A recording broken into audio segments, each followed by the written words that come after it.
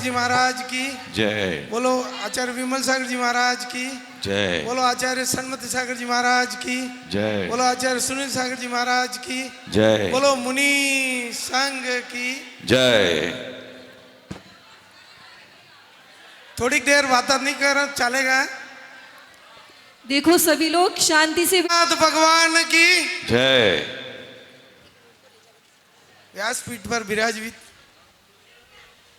सूर्य के तरह समान चमकते हुए आचार्य भगवान, उनके पास विराजित श्वेत आत्माएं, सभी मुनिराज, इस तरफ विराजी हुई आरिका संघ, सामने विराजित समाज, माताएं बहनों, इस बली गांव का सौभाग्य है कि कितनी दूर, कितने लंबे पद यात्रा करके गुरुदेव आपके हमारे बीच पधारे हैं। इस चमचमाती और चमकती हुई धूप के अंदर चलना, विहार करना और 24 घंटे में एक बार आहार पानी लेना, ये दिगंबरत्व ही कर सकता है, दिगंबर मुद्रा ही कर सकती है। गुरुदेव के साथ आंशिक पद विहार में मैं चला तो मुझे लगा कि किस तरह की गर्मी होती है और किस तरह की तपी हुई है धरती। गुरुदेव जब उमड़ भवन में विराज रहे थे और टाउन हॉल के अंदर प्रोग्राम था, हम गुरुदेव के साथ चले, कमंडल मेरे हाथ में था, पर नीचे की जो गर्मी थी वो इतनी ज़्यादा थी कि गुरुदेव तो बर्दाश्त कर रहे थे पर मेरे से बर्दाश्त नहीं हुई। तो आचार्य श्री ने मेरा हाथ पकड़ा और ये देखो आप उसी समय ऐसा लगा कि कोई ठंडक नीचे से चल रही हो और जो आधा किलोमीटर का रोड जो बाकी था वो आराम से कट गया। तो ये जीवन यात्रा है, इस जीवन यात्रा को आपके माध्यम से अगर अपन काटेंगे तो निश्चित तौर पर हमारे ये जो जीवन यात्रा सुखद रहेगी और हमारा अंत भी अच्छा होगा। जिस आदमी का अंत बहुत अच्छा होता है, उसका आरंभ कैसा भी रहा हो तो वो सिर्फ गुरुओं के माध्यम से, गुरुओं के चरणों में ही अच्छा हो सकता है। मैं आप ही के समाज का हूँ, आप बीसा हैं, मैं दशा हूँ, मोतबीर हैं, मातबर हैं, हर समय समाज के लिए अच्छा सोचते हैं। तो इस प्रतिष्ठा पंच कल्याण के उत्सव के माध्यम से मैं एक निवेदन समाज के चरणों में करना चाहूँगा, गुरुदेव के चरणों में करना चाहूँगा कि जो मुद्रा आपने इकट्ठी की है वो जन कल्याण में लगे।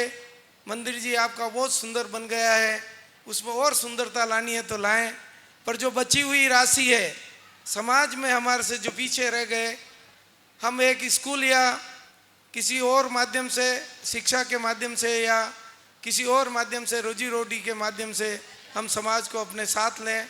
हमारे भाई कमज़ोर नहीं रहें। आज जो मेरे साथ वो सेवक, वो जो यहाँ प्रतिष्ठा में सेवक जी आए हुए हैं, मेरे साथ चल रहे थे, तो मेरे को ये कहना पड़ा कि आपको उधर अगर बच्ची हो तो कोई हो तो बताना। ये हमारे द्वारा किए गए पाप की सज़ा है कि हमने उन बच्चों को गर्भ में नहीं रखा और गर्भ से गिरा दिए। आज ये समाज उस पाप को भुगत रही है।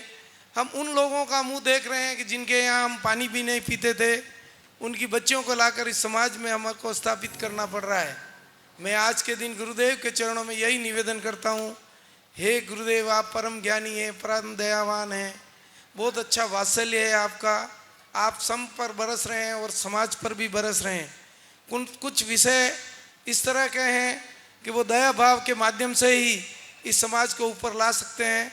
पैसा अपनी जगह है, पूरी समाज समृद्ध नहीं हो सकती, पर कुछ लोग जो पीछे रह गए हैं उनको समृद्ध बनाने की जो उत्तरदायी है वो हमारी अपनी है।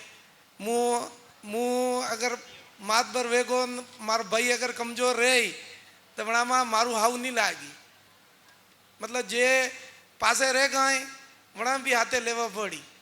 इमनी वे जाए कि मारी बहन बेटी तो या जात है, अणामा सोरी आलवी अणामा सोरी लावी है। जे जात में बीजा कमजोर रह जाए तो सोरी पैसा हटे लाविया, पैसा हटे केड़े आपे इमनी वे जाए। अणी बात है, गुरुदेव के चरणों में यही निवेदन करता हूँ कि आप विहार करते हुए उदयपुर की धरती को पवित्र करें। वहाँ जो भक्ति है, वो आपके सामने प्रदर्शित होगी। वहाँ के लोगों को आपके ज्ञान का लाभ मिलेगा, आपके संस्कारों का लाभ मिलेगा। यही भावना पाता हूँ कि हे गुरुदेव, आप दीर्घायु हो। आपके गुरु की जो महिमा, अभी मैं जो इंदौर गया, क्या सन्मति सागर जी महाराज की महिमा थी, कितना विश्लेषण गुरुदेव के बारे में कहा गया, उनका तप जो बोल रहा है इस संसार के अंदर। देखें गुरुदेव, आपके गुरु जिन्होंने इस संसार को सब कुछ दिया, तो वो आज चमक रहा है, आज दिख भी रहा है। यही भावना पाता हूँ और आपके चरणों में यही निवेदन करता हूँ कि गुरुदेव जल्दी से जल्दी उदयपुर की तरफ विहार करें और समाज को लाभ मिले। जय जिनेन्द्र, जय महावीर। बोलो आदिनाथ भगवान की जय। बड़ी पार्टी मिट जाए समतप सागर जी गुरुदेव। और दशा बीसा एक हो जाए। जातियां रहें लेकिन दशा बीसा जिस जिस में है वो एक हो जाए। उनकी प्रॉपर्टी भले उनके नाम से रहे लेकिन रोटी बेटी का विवाह होने लग जाए, ऐसा आचार्य महावीर कीर्ति महाराज ने कहा था। इस पर विचार करना चाहिए।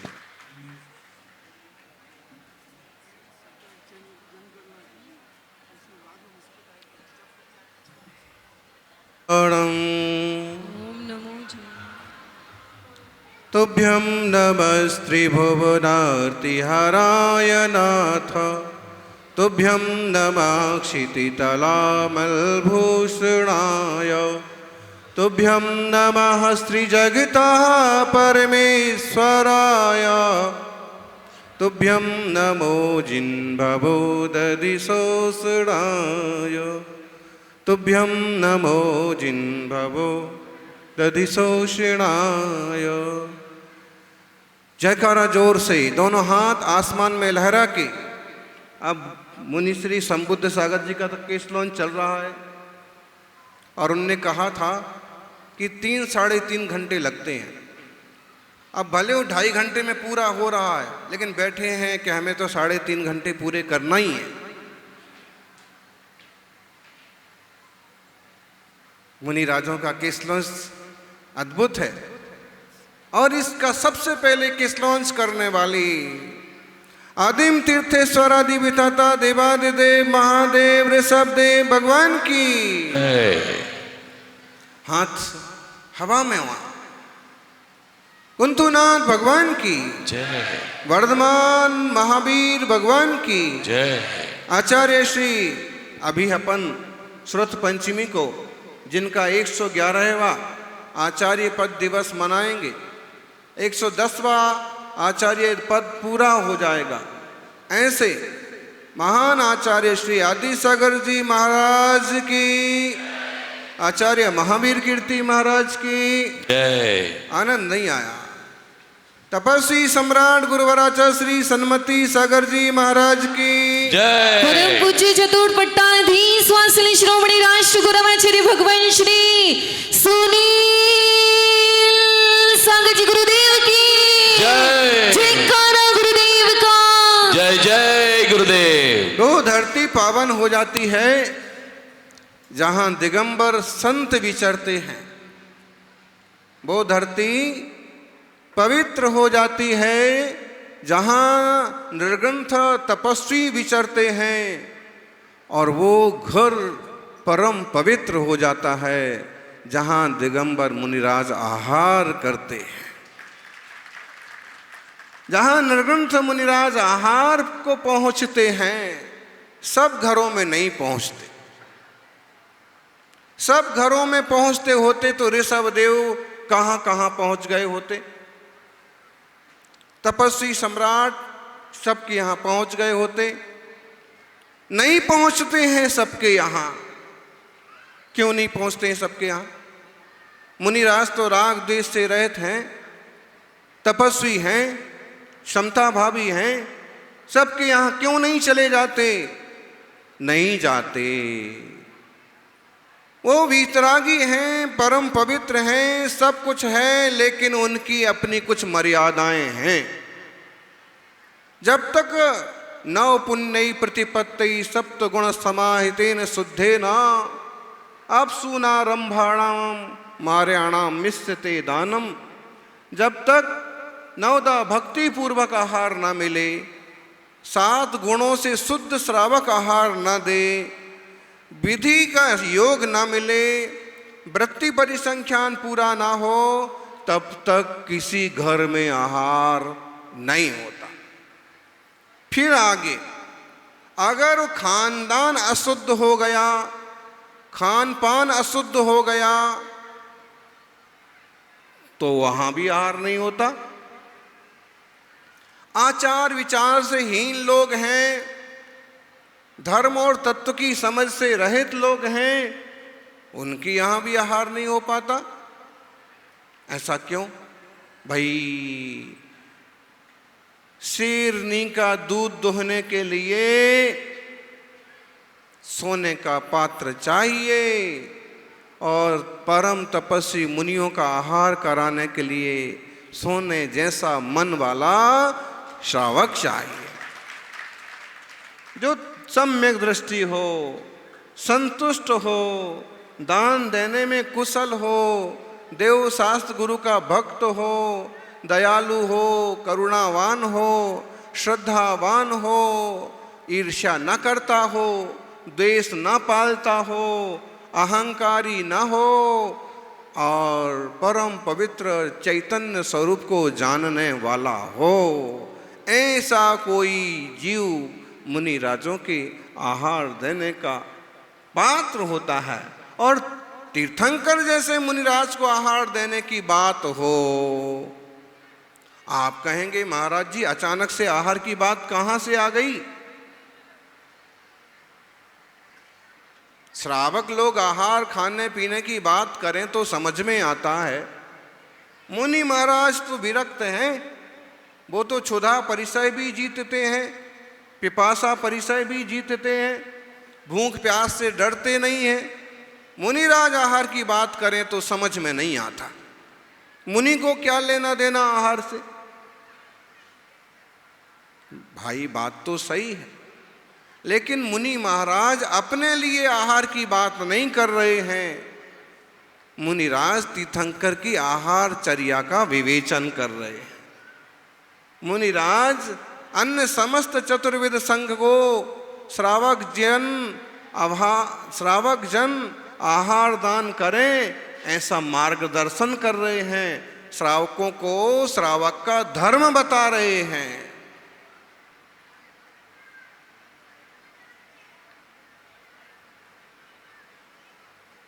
बोले तीर्थंकर ऋषभदेव मुनि बने, ध्यान में चले गए, 6 महीने तक ध्यान में बैठे रहे, फिर चर्या को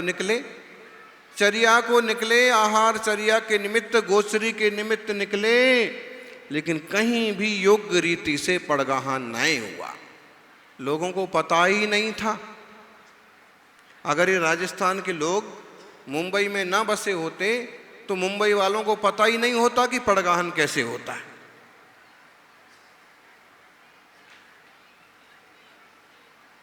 आज भी बहुत सारे क्षेत्र ऐसे हैं कि जहां की प्रॉपर जनता को पता नहीं है कि पड़गाहन कैसे हो। और जैनी भी हों तो अलग अलग मत और संप्रदाय और पंथ लेके बैठे, तो ही भूल गए। अरे मुनि इस काल में कहाँ होते हैं, अब पड़गाहन तो ऐसे ही भूल गए। मुनि नहीं है तो पड़गाहन क्या सीखना, पड़गाहन क्या करना। पहले सरलता के कारण से लोगों को मालूम नहीं था, इस युग में कुटिलता के कारण लोगों को मालूम नहीं पड़ रहा।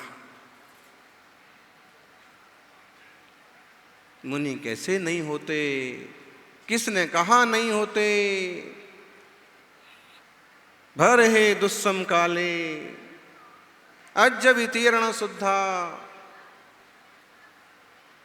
धम्म झाणम हवाई साहसा, तम अप साह वठ दे नहु मण्डे सोहुवंडाणी। आज भी रत्नत्रय से शुद्ध मुनिराज होते हैं, धर्म ध्यान करते हैं।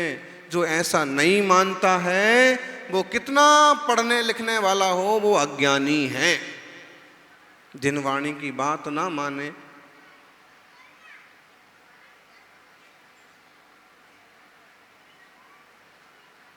है एक गीत है ना जिनवाणी का, अब ना करेंगे मनमानी मनमानी, हृदय धरेंगे जिनवाणी। मनमानी नहीं करना है। अपने मन से कुछ भी कहने लगे, बोले भगवान का ऐसे अभिषेक थोड़ी होता है, भगवान को अभिषेक की क्या जरूरत है, ज्यादा धूल लग गई तो कपड़े से पोंछ दो, बस हो गया। अब मनमानी काय को कर रहे, जनवाणी में क्या लिखा है? बोले मुनिराज थोड़ी होते हैं। अरे भाई जनवाणी में क्या लिखा है? हो सकता है कोई कमजोर टाइप के महाराज हो सकता है कि कोई द्रव्य लिंगी ही हो, लेकिन खोज करो, कोयले की खदान में ही हीरे पाए जाते हैं।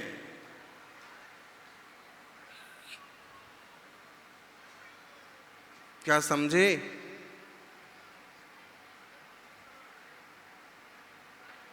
हीरे कहाँ मिलते हैं? फूलों में भी कीड़े पाए जाते हैं और कोयले की खदान में भी हीरे पाए जाते हैं। इसलिए हे फूलो, फूले फूले मत रहो।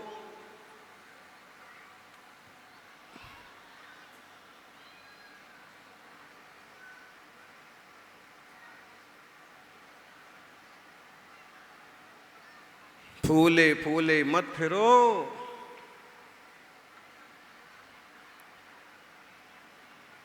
सुन लो सारे फूल पहले तोड़े जात हैं, फूले फूले फूल। मनमानी करके फूले फूले मत फेरो। जिनवाणी कहते वो समझो। सम्यक दर्शन के बल पर आत्म तत्व का निर्णय करने वाले मुनिराज आज भी हैं। अरे भाई, तूने टोपी लगा लगा करके तत्व का निर्णय कर लिया,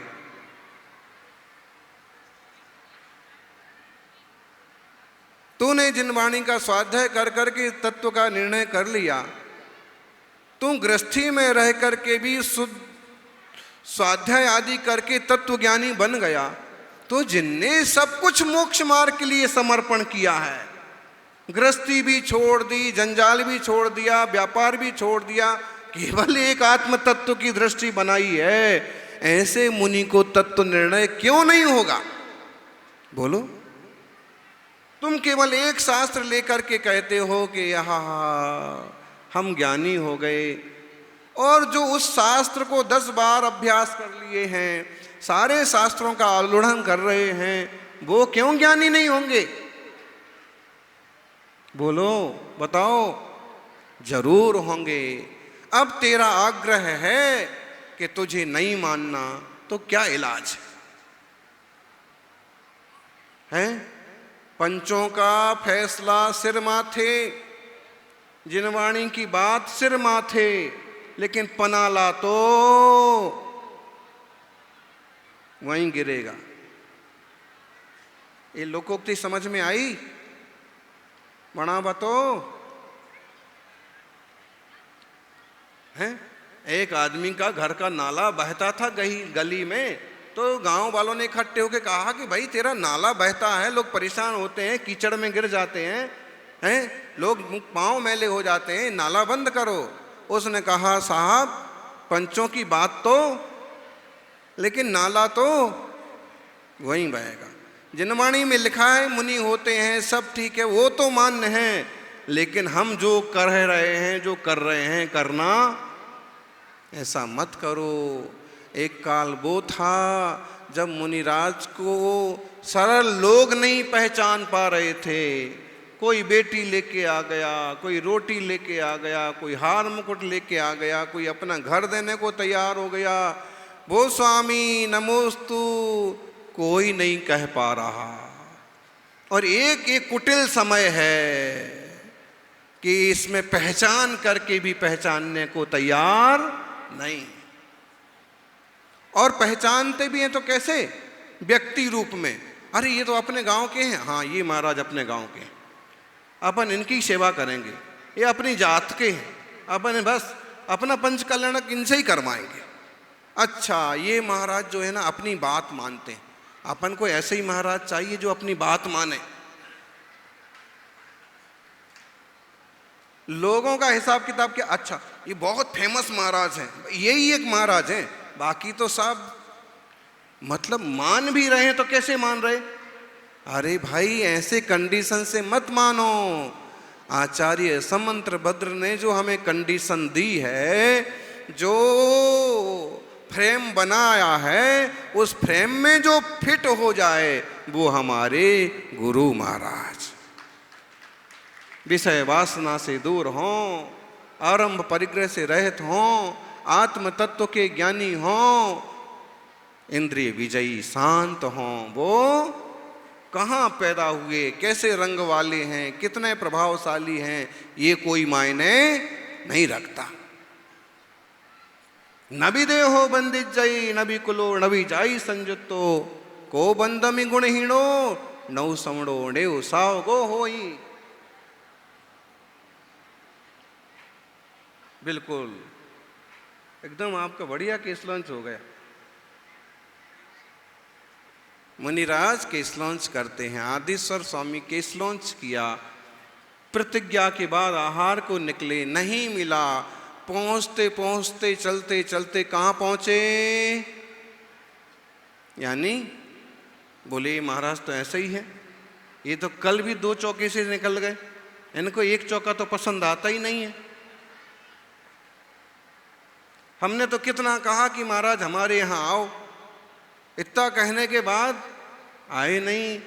तुम्हारे कहने से तुम्हारे यहाँ जो आहार को आ जाएं, समझना वो दिगंबर मुनि महाराज नहीं है। क्या कह रहे महाराज? सही कह रहे, तुम्हारे कहने से तुम्हारे यहाँ नहीं आएंगे, और दूसरी बात तुम्हारे ना कहने से भी तुम्हारे यहाँ नहीं आएंगे।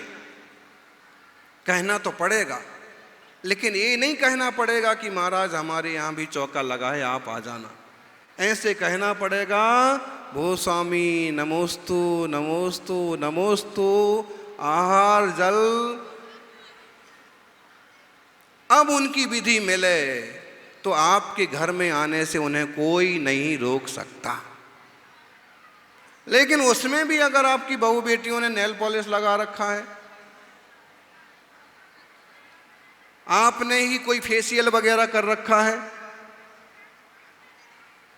तो देख करके अशुद्ध मान करके चले जाएंगे।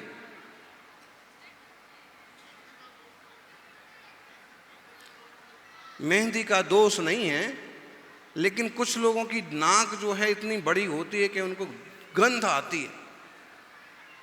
बाकी मेहंदी तो लगाना चाहिए श्रावकों को, कोई बात नहीं। सात्विक हो, पत्तों वाली हो।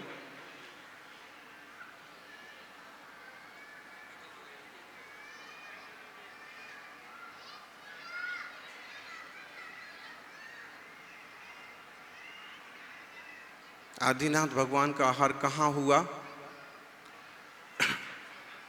दीक्षा के लिए कहाँ से निकले? अयोध्या से निकले। दीक्षा कहाँ हुई? प्रयागराज में, जिसका प्राचीन नाम है पुरिमताल। क्या नाम है? पुरिमताल। उसका मतलब भी यही है, प्रयागराज जो देसी नाम हो गया वो अभ्रंश हो गया। वहाँ के राजा थे वृषभसेन, वहाँ तपस्या की उस उद्यान में। उसके बाद आहार करने के लिए कहाँ पहुँच गए? सैकड़ों किलोमीटर चल के हस्तिनापुर। शुद्ध गोचरी के लिए मुनि महाराज दूसरे गांव भी जा सकते हैं, दूसरे मोहल्ले भी जा सकते हैं। और पड़गाहन हुआ। अब इसको लेकर के लोग कहते हैं कि देखो मुनिराज आदिनाथ 7 महीने 8 दिन तक घूमते रहे, लेकिन उनने कभी ये नहीं कहा कि आहार कैसे देना, आहार कैसे बनाना। आजकल के मुनि महाराज ऐसा क्यों बोलते हैं? बात तो ठीक है भाई, वो तीर्थंकर महापुरुष हैं। दूसरा, उनका उपदेश तभी होना है जब केवल ज्ञान हो जाएगा।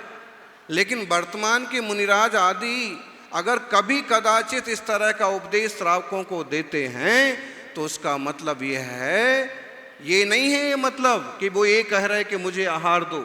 उसका मतलब ये है कि श्रावकों का कर्तव्य है देव पूजा, गुरु पास्ती और आहार कैसे देना चाहिए, इस श्रावकों को अपना कर्तव्य का पालन करना चाहिए।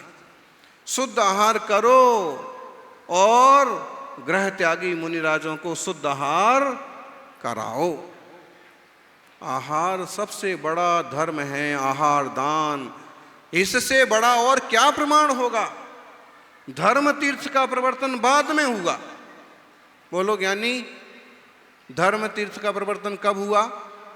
जब केवल ज्ञान हो गया, उसके बाद हुआ। लेकिन दान तीर्थ का प्रवर्तन पहले हो गया, 1000 साल पहले हैं। 9899 साल पहले दान तीर्थ का प्रवर्तन करने वाले श्रेयांश की ये महिमा हुई कि आज भी अक्षय तृतीया को जानते हैं लोग, आज भी सोम और श्रेयांश को जानते हैं लोग। भरत चक्रवर्ती ने उन दोनों भाइयों का अभिनंदन समारोह किया। आप धन्य हैं, आपको मुनिराज को आहार देने का, दान तीर्थ प्रवर्तन करने का सौभाग्य मिला। मुनिराज को साधारण नहीं समझो, रत्नत्रय की मूर्ति श्रावकों के घर केवल आहार निमित्त से आते हैं, विधि से आहार मिले तो करते हैं, न मिले तो वापिस मंदिर, जंगल, जिनालय चले जाते हैं। आहार दान आदि भार नहीं है, इस श्रावकों के कल्याण का उपहार है। जिस घर में मुनियों के चरण नहीं पड़ते हैं, कवियों ने उसे मसान घाट के समान कहा है। और जिस घर में चरण पड़ जाते हैं, वहां से आदि व्याधि उपाधियां मुनि के प्रताप से खत्म हो जाते हैं।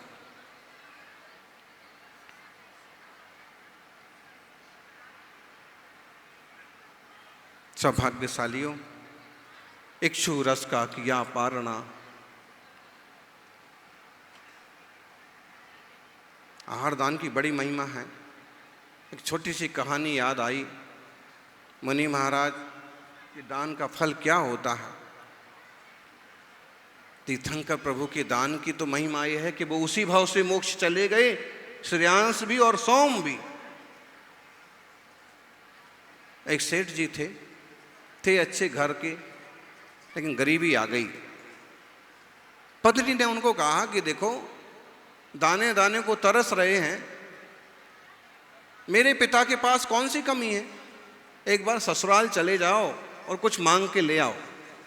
उसने कहा देखो, मैं मांग नहीं सकता, और वो भी ससुराल जाके। आजकल के लोग कहते हैं कि अगर कर्ज लेना है तो ससुर से ले, चुकाने का झंझट।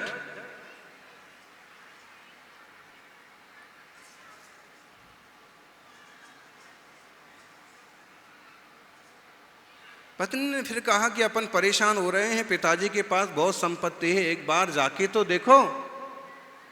मैं कल सुबह नाश्ता बांध देती हूँ, मुट्ठी भर आटा है और वो बांध देती हूँ कहीं अच्छी जगह देख करके, और टिकिया बना के खा लेना, चले जाओ।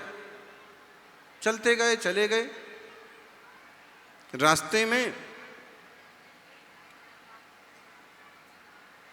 एक जगह रुके, आटे से कुछ बनाने की तैयारी में थे कि मालूम पड़ा कि यहाँ मुनिराज हैं आसपास और वो आहार के निमित्त से यहाँ आते हैं, आने वाले हैं।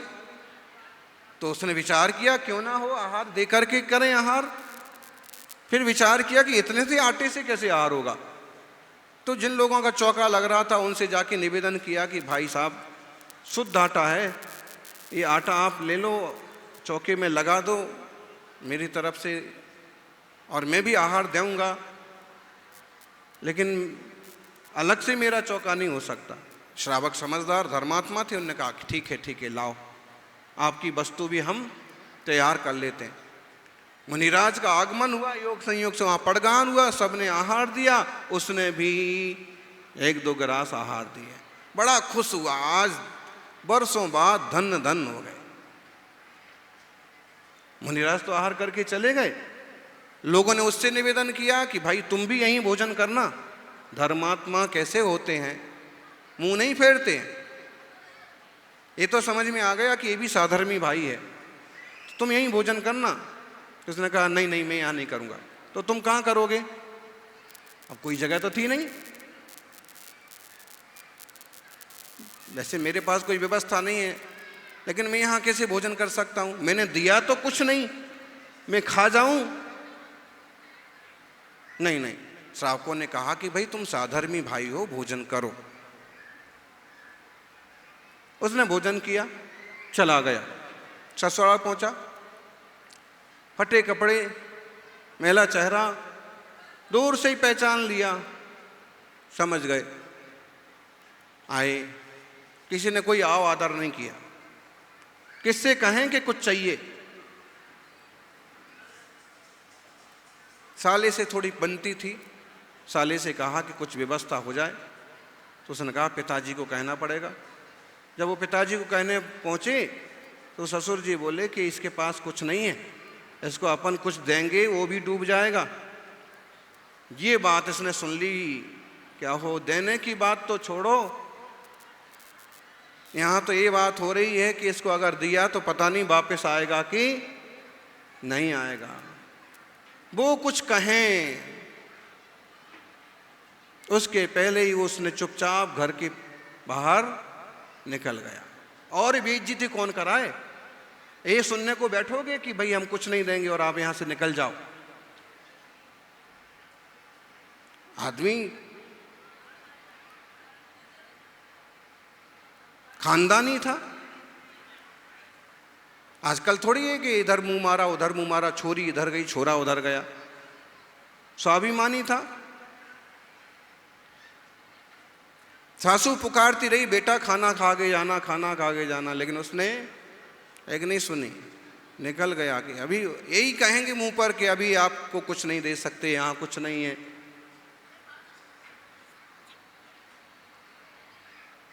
एक जगह गया, धर्मात्मा सेठ थे, उनकी पेड़ी पर लिखा हुआ था कि आप कुछ भी गिरवी रखना चाहते हैं तो आपको कर्ज दिया जा सकता है। उसने कहा क्यों ना अपन यहां चले, लेकिन गिरवी क्या रखेंगे? हैं? अमानत क्या रखेंगे? सेठ से कहा कि सेठ साहब जरूरत तो मुझे है, लेकिन रखने को कुछ नहीं है, कुछ तो रखो।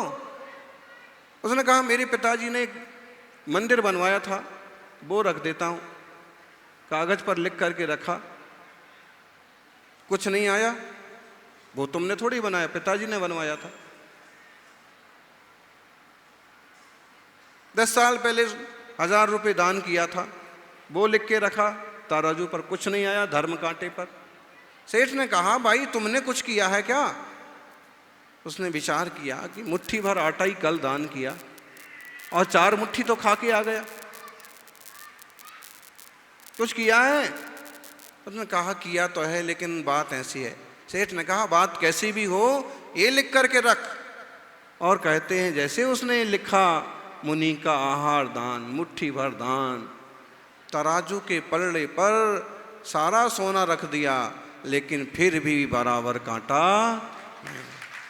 सेठ ने कहा भाई तेरे इस पुण्य का मोल मेरे पास नहीं है, तू यहां से जा। उसको बहुत बुरा लगा यार कि कुछ तो मिल जाता। ये कहते कि इतना ज्यादा पुण्य है, अरे कुछ तो मिलता। चला गया। कहानी एकदम देसी है, कई लोगों को कम जचेगी, लेकिन बात ऐसी हुई कि जाते जाते उसने सोचा कि रास्ते में आंवले पड़े हैं, आंवले के एक पेड़ के नीचे चलो यही ले लेते हैं। थोड़े करविंदे पड़े हैं, यही ले लेते हैं। और इस टाइप से उसे जो कुछ मिला उसने उठाया कि जाके रूखी सोटी रोटी की बजाय चटनी बन जाएगी, इसकी और खाने के काम आएगा। गया, चेहरा लटका हुआ था, घरवाली समझ गई। और एक प्रेम होता था, आपस का आदर होता था। उसने हाथ से थैला लिया, पूछा क्या लाए? तो उसने कहा कुछ नहीं मिला, रास्ते से बीन के लाया हूँ, चटनी बना दे, भूख बहुत लगी है। उसने अंदर जाके जैसे थैला खाली किया तो उसमें से कीमती सिक्के निकल पड़े, हीरे निकल पड़े। उसने आवाज लगाई कि ये बहुत कीमती चीजें हैं। उसने कहा कि मैं तो ये बीन के लाया हूं। दोनों प्राणियों ने निश्चय किया कि शायद मुनि दान के फल से ये सब ऐसा हो गया। देर नहीं लगती है। इसी साल में एक बिहार की बात है, उस घर में आहार हुआ, बरसों से उलझी हुई थी उनकी प्रॉपर्टी। उसी दिन फैसला हो गया, उनकी प्रॉपर्टी उनके हाथ में आ गई। पुण्य बढ़ता है। दोनों बहुत खुश हुए। बरसों से इच्छा थी पंच कल्याण कराने की। आज हमारे हाथ में संपत्ति है, व्यापार बाद में करेंगे, पहले पंच कल्याण करवाएंगे, मंदिर बनवाएंगे, भगवान की मूर्ति विराजमान करेंगे। सौभाग्यशालियों, पुण्य बढ़ाइए। तब तक पुण्य बढ़ाइए जब तक शुद्धोपयोग के लायक आप ना हो जाएं। तब तक शुभ और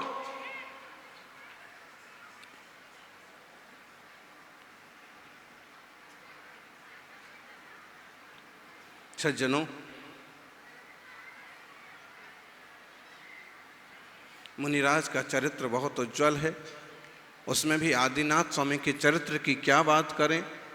दुनिया तो मांगने से बाज नहीं आती है, भगवान से भी मांगती है। और अभी मुनिश्री ने बताया ना, वो भगवान से मांगने लगा तो भगवान ने कहा कि भिखारी क्यों बनते हो, पुजारी बनो। ऋषभदेव स्वामी के चरित्र में एक घटना और आती है। जब वो ध्यान में बैठे थे तो उनके साले नमी बिनमी आ गए और कहने लगे, महाराज आपने भरत चक्रवर्ती को सब कुछ दिया, बाहुबली को दिया, सबको दिया, मुझे कुछ नहीं दिया। हम दोनों आपके कुछ नहीं लगते क्या? हम दोनों को कुछ क्यों नहीं दिया? ऋषभदेव भगवान ध्यान में बैठे, वो अपनी अर्जी लगाए। धरणेंद्र का आसन कंपायमान हुआ कि मामला गड़बड़ है। वो दौड़ा दौड़ा आया, उसने देखा कि क्या हो रहा है। अरे आपने तो हमारे साथ बहुत अन्याय किया, आपने तो हमें इतना सा भी अपना नहीं समझा। अगर समझा होता तो कुछ तो दे के जाते। सबको सब भोग सामग्री दी, हमें कुछ नहीं दिया। भोगों को त्यागने वालों के सामने ये भोगी जीव भोग ही मांगते, लेकिन भोगों में भलाई होती तो क्यों त्यागते? विचारो, भोग मत मांगो, अपना कर्तव्य करो, सेवा पूजा करो, पुण्य उपार्जन होगा, काम बनता जाएगा।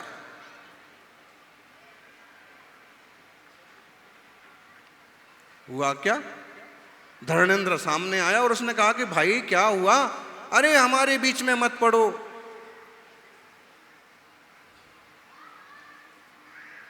देखो, आपको जो कुछ भी चाहिए, अब इनने तो सब छोड़ दिया। आप दोनों चक्रवर्ती के पास जाओ, वो आपको देंगे। हम आपसे आग्रह करते हैं कि आप हमारे बीच में मत पड़ो। हम तो इनसे ही लेंगे, चक्रवर्ती से क्यों लेंगे? जब समुद्र पास में है तो कुएं के पास कौन जाए? हम तो इनसे ही लेंगे। भगवान ने सब छोड़ दिया है, ये किसी को कुछ नहीं देंगे। अजी आप हटो, हम तो इनसे ही। नमी बिनमी का हट देख करके धरणेंद्र ने कहा कि अरे रे, मुझे याद आया, आप दोनों के लिए तो इन्होंने बहुत बड़ा राज्य दिया है। दक्षिण श्रेणी और उत्तर श्रेणी का विद्याधर नगरियों का राज दिया है। चलो मैं वहाँ लेके चलता हूँ। वहाँ लेके गए और विद्याधरों की नगरियों का राजा बना दिया। दक्षिण का बिनमी को, उत्तर का नमी को। और इसका मतलब है ये मांगने की परंपरा बहुत पुरानी है। वो तो गीत में भी गाते हैं, बोले मांगने की आदत जाती नहीं, और तेरे सामने लाज बाबा मुझे अब क्या कहोगे? भाई मांगो मत, अपनी भक्ति करो, सेवा करो, पूजा करो, आपका भाग्य आपो आप बदलता जाएगा, बनता जाएगा। ऋषभदेव प्रभु के आहार दान का प्रभाव देखिए, पंचाश्चर्य हुए। वो श्रेयांश कुमार उनके चरणों में गए, बैरागी बने, और आहार दान देने वाले भी ऋषभदेव भगवान के साथ साथ 10 भव का साथ है। वो स्वयं प्रभा, फिर श्रीमती, और फिर केशव पुत्र, और फिर सर्वार्थ सिद्धि में भी साथ साथ, और वहाँ से आके ये तो बन गए आदिनाथ, वो बन गए श्रेयांश कुमार। और इस भाव में भी एक साथ लगभग इनने आहार किया, उनने आहार दिया, इन्हें केवल ज्ञान हुआ, उन्होंने मुनि दीक्षा ली, और इन्हें मोक्ष हुआ। थोड़े दिनों बाद उस जीव को भी मोक्ष हो गया। ऐसा पवित्र है जिन शासन है, हम इस पर अमल करते रहें, शुद्ध आचार विचार के साथ आगे बढ़ते रहें, यही मंगल भावना। जय बोलिए 24 तीर्थंकर भगवान की। बोलिए परम पूज्य चतुर्पट्टाधीश स्वामी श्रोमणी आचार्य भगवान श्री सुनील सागर